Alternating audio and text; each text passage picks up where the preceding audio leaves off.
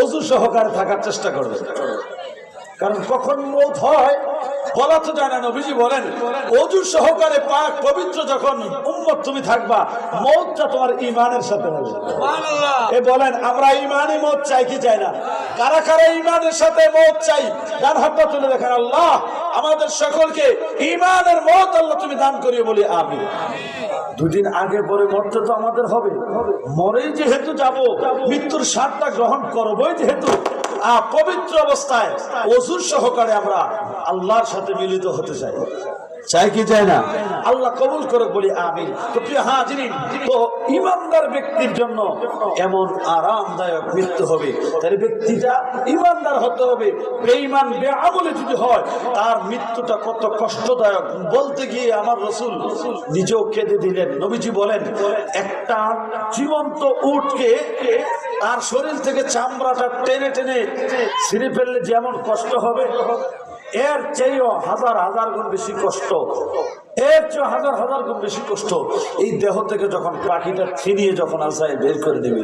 এজন্য মৃত্যুর সময় অনেক মানুষ ভয়ে আতঙ্কিত হয়ে পায়খানা করে দেয়, প্রস্রাব করে দেয়। এজন্য লাশকে যখন গোসল করায় তাকে ঢিলা করাতে হয়, কুলুপ করাতে হয়। কারণ অনেক লাশ তার মৃত্যুর যন্ত্রণা সহ্য করতে না পেরে আজরাইলের ভয়ঙ্কর চেহারা দেখে, ভয়াবহতা দেখে কষ্টে ওই ব্যক্তিটা পায়খানা করে দেয়, ভয়ে ওই ব্যক্তিটা প্রস্রাব করে দেয়। ভাই একটাবার ভাবেন, আপনার আমার মৃত্যুটা না জানি কেমন হয়। আমার মৃত্যুর সময় আমি আজরাইলকে দেখলে কেমন করব? আমি ওই সময় গলা ফাটিয়ে চিৎকার করব, বাঁচাও বাঁচাও বলে আমি কান্না করব। আমার সন্তান শুনবে না, আমার পরিবার শুনবে না।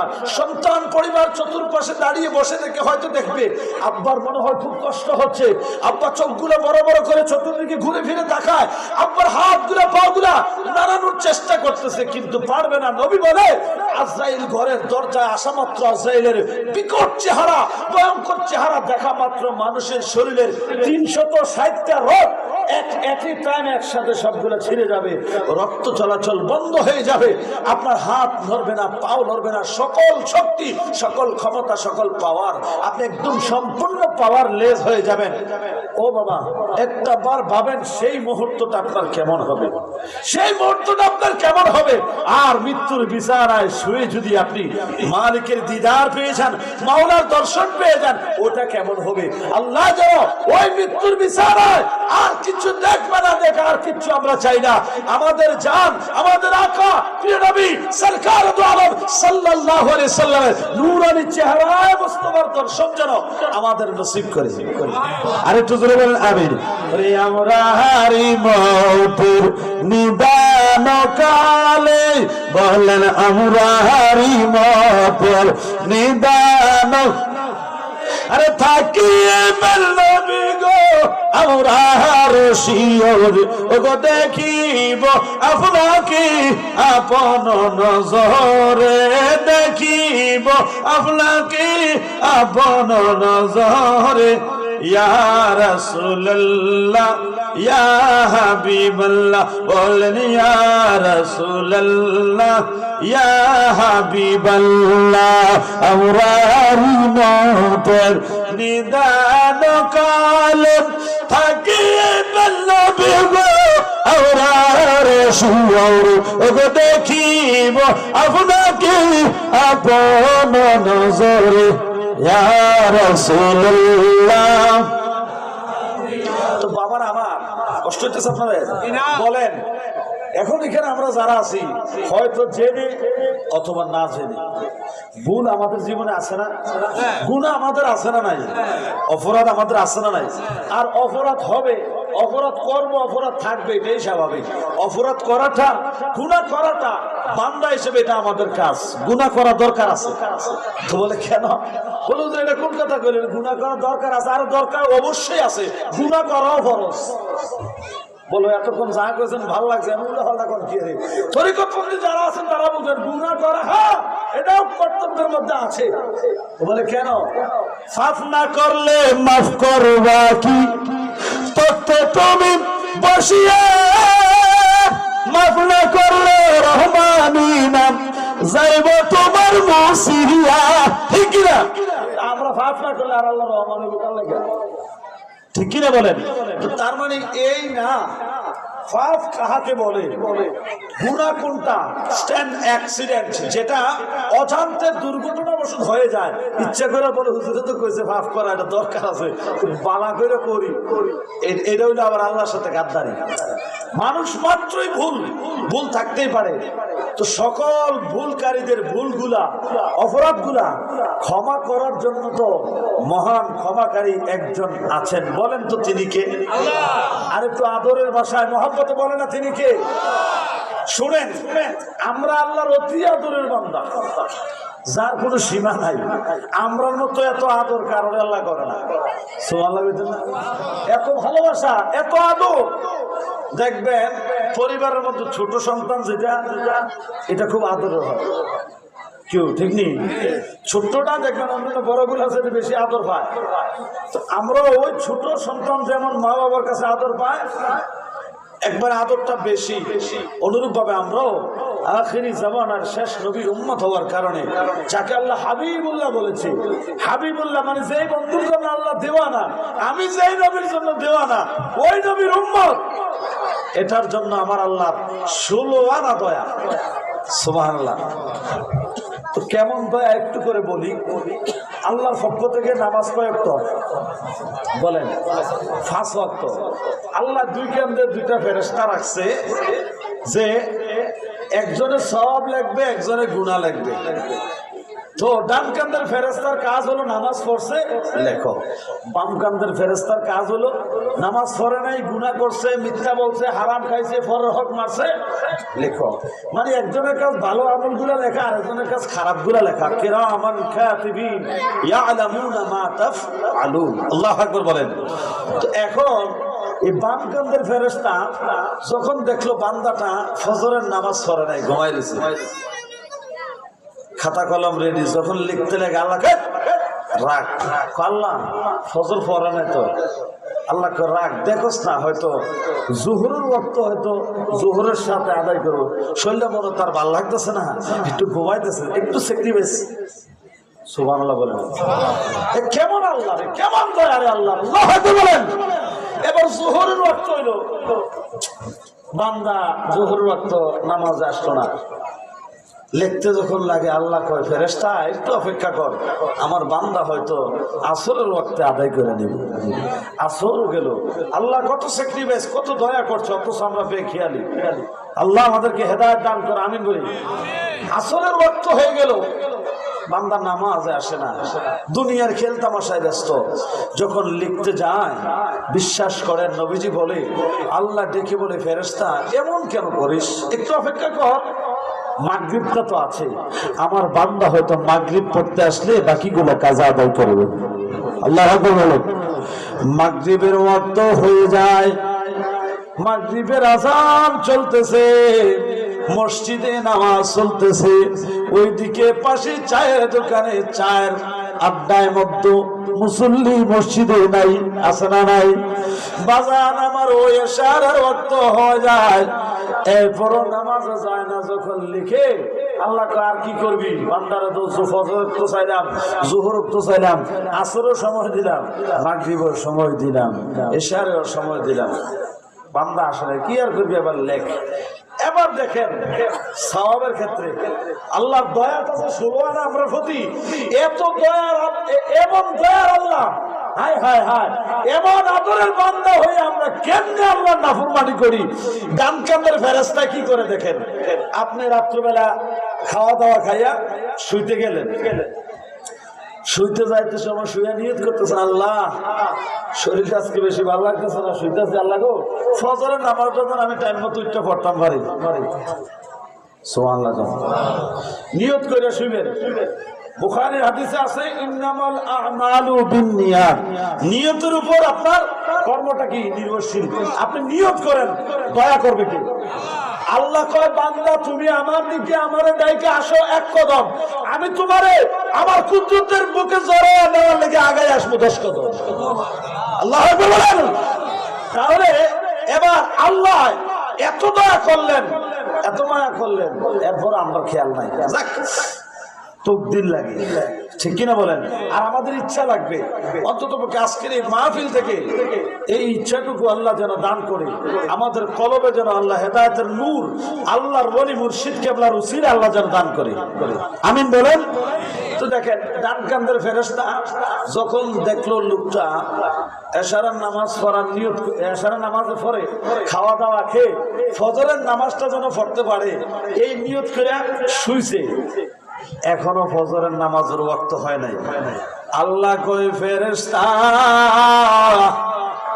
তোমার খাতা কলম লইয়া রেডি হও। সুবহানাল্লাহ।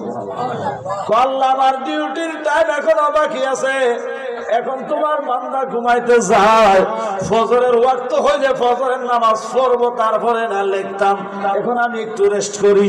আল্লাহ কয় না রে না, আমার বান্দাটাও এখন ঘুমাইতে গেছে। আল্লাহুম্মা বিইসমিকা আমুতু ওয়া আহইয়া, এই জন্য দোয়াটা পড়ে পড়ে ঘুমাইবেন। আয় আল্লাহ আমি তোমার হুকুমে মরে গেলাম, আবার তুমি চাইলে তুমি দয়া করলে তোমার হুকুমে যদি ঘুম ভাঙে আমি জীবিত হব, আর যদি তোমার হুকুম না থাকে, এই জন্য একটা প্রবাদ আছে, যদি আমার ঘুম ভাঙে হবে সকাল, আর ঘুম না ভাঙলে হবে পরকাল। এই কথা অনেক সিন্নির মিশনও লেখা, ঠিক কিনা বলেন? ঘুম ভাঙলে সকাল, না ভাঙলে পরকাল। এবারে আল্লাহ কয় ফেরেশতা বান্দা আমার নামাজ পড়ার জন্য যেন পড়তে পারে, আমার কাছে তৌফিক যেন আমি দান করি, আমি যেন সামর্থ্য দেই, আমি যেন নামাজ আদায় করার জন্য যেন সুযোগ করে দেই, আমার কাছে সাহায্য প্রার্থনা করে বান্দা ঘুমাইছে। ফেরেশতা রে নামাজ পড়বে তো এটা অনেক দূরের কথা, আমার বান্দা এখন ঘুমাইবো, ফজরের নামাজ পড়ার আগ পর্যন্ত, যতক্ষণ পর্যন্ত ফজরের নামাজ পড়ে নাই বান্দা আমার আরামে ঘুমাইবো, আর গোটা রাত তুমি শুধু ফজরের নামাজের সওয়াব লিখতে থাকো, ফজর ফজর ফজর। সুবহানাল্লাহ। আল্লাহ ফরনে তো কও ফরনের গোষ্ঠী গিলাই বেড়া, আমার বান্দা নিয়ত করছে লিখতে থাকে, গোটা রাত আমল নামায় লেখার সওয়াব শুরু, কিন্তু ফরন নাই এখনো। নেকি দেওয়ার বেলায় আল্লাহ 16 আনা দিয়ে দিবে, আর গুনাহ লেখার সময় করে অবস্থা আর কিন্তু সুযোগ দেয়।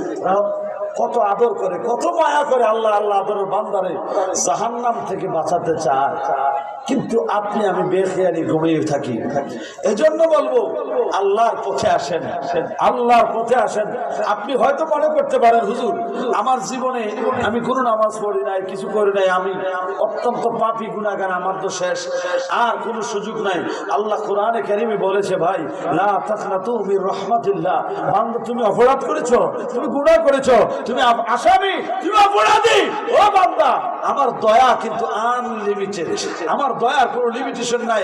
বান্দা আমার রহমত থেকে নৈরাশ হইস না, বান্দা আমার রহমত থেকে নৈরাশ হইস না। আপনি চাইলে এখনো আল্লাহর পথে ফিরে আসতে পারেন। আল্লাহু আকবার বলেন না? আমরা আল্লাহর পথে ফিরে আসতে চাই কি চাই না?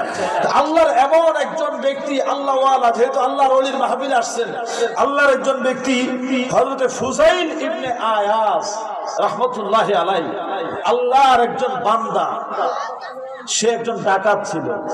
কি ছিল? সে ডাকাত ছিল, মানুষের সম্পদ লুটপাট করে নিত। এই ফুযাইল ইবনে আয়াস তখনকার সময়ের বড় নাম করা ডাকাত ছিল। এই ডাকাতের অত্যাচারে মানুষ ইন্তজার থাকতো, ফুযাইল ইবনে আয়াসের ভয়ে মানুষ আতঙ্কিত থাকতো। কোন সম্পদ ওয়ালা সম্পদ নিয়ে, টাকা ওয়ালা টাকা নিয়ে, পয়সা নিয়ে, অর্থ করে নিয়ে রাস্তাঘাটে চলার সময় মানুষ নিরাপদভাবে চলতে পারতেন না, খুব ভয় ছিল। ফুযাইল ইবনে আয়াস নামক ডাকাত, তার হাত থেকে বাঁচা বড় কঠিন।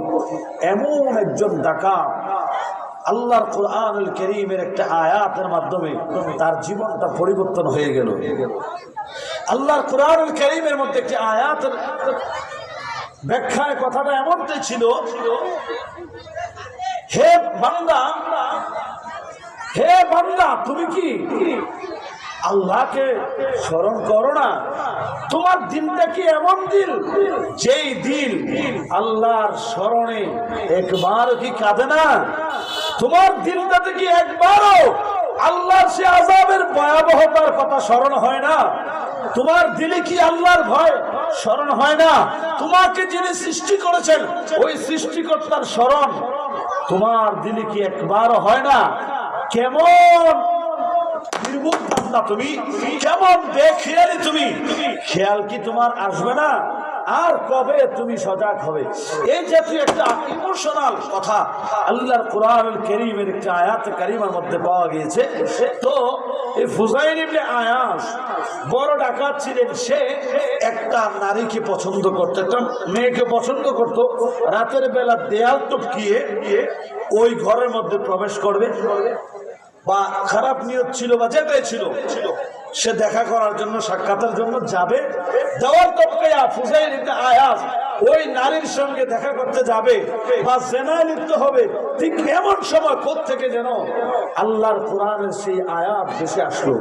আল্লাহর কোরআনের সেই আয়াত যখন তার কানে আসলো, এই কোরআনের আয়াতটা একেবারে দিলের মধ্যে যাইয়া গাইতে গেছে। আল্লাহু আকবার বলেন। সাথে সাথে সে ওখান থেকে নেমে গেলেন। ওখান থেকে নেমে সে তাওবা করলেন। শুধু তাই নয়, তার যে ডাকাতি করার যে অভ্যাস, যে স্বভাব, উনি সবকিছু ছেড়ে দিলেন। উনি ছেড়ে দিয়ে উনি তাওবা করে আল্লাহর পথের প্রতীক হয়ে গেলেন। আল্লাহ তোমার মতো ডাকাতকে ক্ষমা করে আল্লাহর ওলি হিসাবে কবুল করছেন। এই ফুজাইল ইবনে আয়াস ওনার কথা কিতাবের মধ্যে আসছে। উনি জগৎ বিখ্যাত একজন ডাকাত ছিল, যার ভয়ে মনে করেন গোটা মানুষ, গোটা ওই রাজ্যের সব মানুষ ভয়ে আতঙ্কিত থাকতো। এমন ব্যক্তি, তার জীবনকে কোরআনে কারীমের একটি আয়াত পরিবর্তন করে দিয়েছে। তো উনি যখন পরিবর্তন হয়ে গেলেন, উনি যখন সব কিছু ভুলে একটা জায়গার মধ্যে নিরাল একাকী অনুতপ্ত হয়ে নিজের জীবনের অপরাধগুলোর কথা স্মরণ করে তিনি একটা নির্জন জায়গার মধ্যে বসে বসে তিনি নিজেকে অত্যন্ত ছোট মনে করে ফুজাইল ইবনে আয়াস দুই চোখের পানি ছেড়ে কান্না করতেছে আর ডেকে ডেকে বলতেছে, আল্লাহ আল্লাহ, আমি বড় আসামি, আমি বড় অপরাধী। আয় আল্লাহ, দুনিয়ার মোহ আমাকে এমন ভাবে আকৃষ্ট করলো, এই দুনিয়ার মায়া মমতা আমাকে এমন ভাবে আকৃষ্ট করলো, সম্পদ এবং প্রাচুর্যতা এমন ভাবে আমাকে আকৃষ্ট করেছে। মালিক, আমি ভুলে গিয়েছি তোমার কোথাও, আমি ভুলে গিয়ে তোমাকে, আয় আল্লাহ, আমি ভুল পথে চলেছি, অন্যায় পথে চলেছি। ও আল্লাহ, এই জীবনে আমি আর গুনাহ করব, আল্লাহ এই জীবনে আমি আর পরের সম্পদে কাইরা দিতাম না। আল্লাহ এইভাবে বিনয় বিনয় আল্লাহর কাছে কাঁদতেছে। আল্লাহুম্মা, আমার মুখে মুখে বলেন আল্লাহুম্মা, সবাই বলেন আল্লাহুম্মা ইন্নাকা আফুউন তুহিব্বুল আফওয়া ফাআফু আন্নি ইয়া গফুরু ইয়া গফুরু ইয়া গফুর। জবানটা খুলে কি একবার বলা যাবে আল্লাহু আকবার? আমার নবী শিখিয়ে দিয়েছেন উম্মতরে বেশি বেশি করে প্রত্যেকটা নামাজের পরে মুনাজাতে দোয়া আল্লাহর কাছে করবা, হে আল্লাহ, হে আমার প্রভু, হে আমার মালিক, তুমি ক্ষমাকারী। সুবহানাল্লাহ। হে আল্লাহ, তুমি ক্ষমাকারী, তুমি মহান ক্ষমাকারী, তুমি ক্ষমা করে দেওয়াটা বড় পছন্দ করো। তুমি আমাকে ক্ষমা করো, ও হে ক্ষমাকারী, ও হে ক্ষমাকারী, ও হে ক্ষমাকারী। জোরে জোরে কি বলা যাবে আল্লাহু আকবার? আল্লাহ চাইলেন আপনার আমার অতীতের গুনাহ ক্ষমা করতে পারেনি, তাহলে সুযোগ এখনো আছে। ফুজাইল ইবনে আয়াস এই এত বছর ডাকাতি করার পরে, এত অন্যায় অপরাধ করার পরে আল্লাহ যদি তিনারে ক্ষমা করে ওলি বানাইতে পারে, আপনাকে আমাকে পারে কিনা? আল্লাহর সেই ক্ষমতা আছে না নাই? তাই সুযোগ আছে, আল্লাহর পথে ফিরে আসেন, আল্লাহ ওয়ালার সোহবতে আসেন। বলা তো যায় না কখন আপনার মৌত হয়ে যায়, বলা তো যায় না আপনি কোন সপ্তাহে কোন মাসের কত তারিখে জানি আপনি কবরে গিয়ে শুয়ে যেতে হয়। তাই সময় থাকতে সময়ের মূল্যায়ন করেন। Time is lost, everything lost. সময় বড় দামি জিনিস, এটা যদি নষ্ট হয় সব কিছু নষ্ট হয়ে যায়। ঠিক কিনা বলেন? মনে করেন আপনি একটা প্ল্যানিং করলেন, এখান থেকে চট্টগ্রাম যাবেন, চট্টগ্রাম একটা গুরুত্বপূর্ণ মিটিং আছে, ওখানে একটা ফয়সালা হবে, ফয়সালা হওয়ার পর আপনার ব্যবসা বাণিজ্যের কাজে আপনি এটা করবেন ওইটা করবেন, অনেক টাকা আয় করবেন, বিভিন্ন রকমের প্ল্যানিং থাকে না? তো এটার জন্য আপনাকে স্টেশনে যেতে হবে, স্টেশনের টাইম মতো একটা গাড়ি আছে, ওই গাড়িটা ধরতে হবে। এখন আপনি স্টেশনে পৌঁছাতে লেট করলেন, গাড়ি কি আপনার জন্য আসে না গেছে? গাড়ি চলে গেছে মানে আপনার যত প্ল্যান আছে, মিটিং টিটিং হইতে যা আছে সবকিছু লন্ড বন্ধ। এই জন্য মনে রাখবেন, আল ওয়াক্তু লা ইয়ানতাসিরু লি আহাদ, সময়ের একটা গাদ্দারি স্বভাব আছে, আদি স্বভাব, প্রাচীন সভ্যতাটা অনেক আগ থেকে তার গতি শুধু চলমান, সে কারোর জন্য অপেক্ষা করে না।